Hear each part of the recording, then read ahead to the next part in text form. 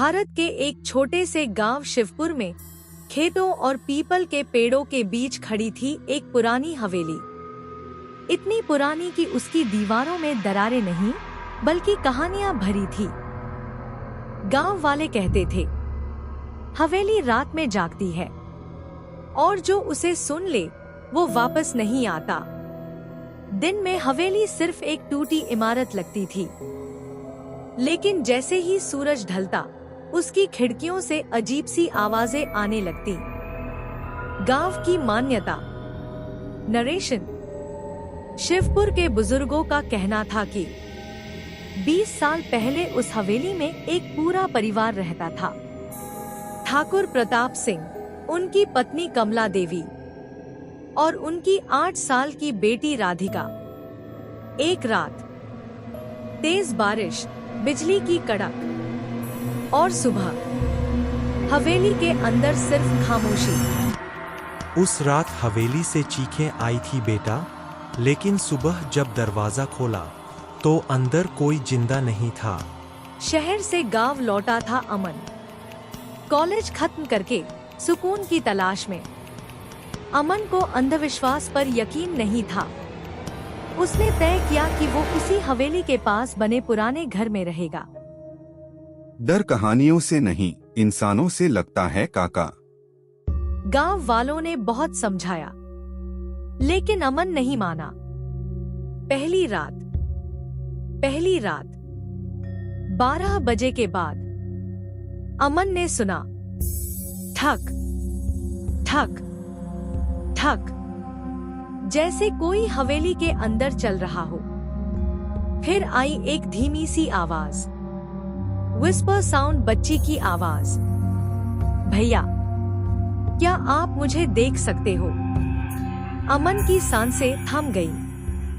अमन जैसे ही शीशे के सामने गया, उसे अपनी नहीं, एक छोटी लड़की की परछाई दिखी।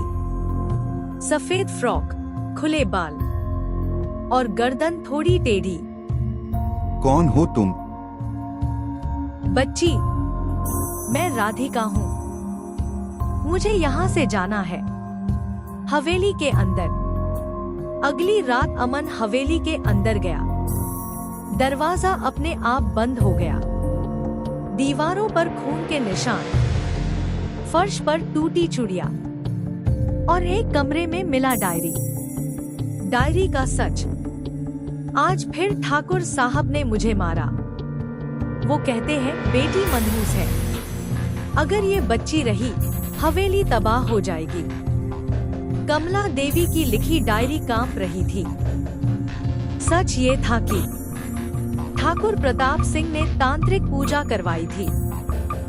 उन्होंने अपनी ही बेटी को बलि दे दी थी, लेकिन आत्मा मुक्त नहीं हुई।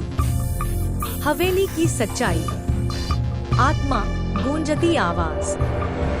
जिस घर में मासूम की हत्या हो, वो घर नहीं, कब्र बन जाता है। हवेली की दीवारें हिलने लगी, छत से खून टपकने लगा। अंतिम रात। नरेशन। आधी रात। गांव में आग की रोशनी फैली।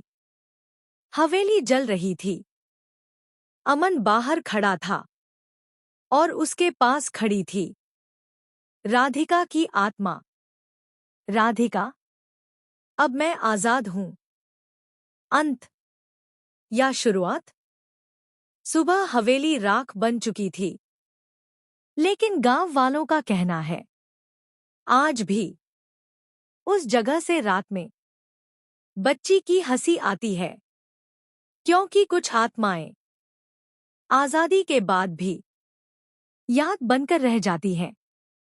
हर पुराना घर भूतिया नहीं होता, लेकिन हर भूतिया घर के पीछे एक पाप की कहानी होती है।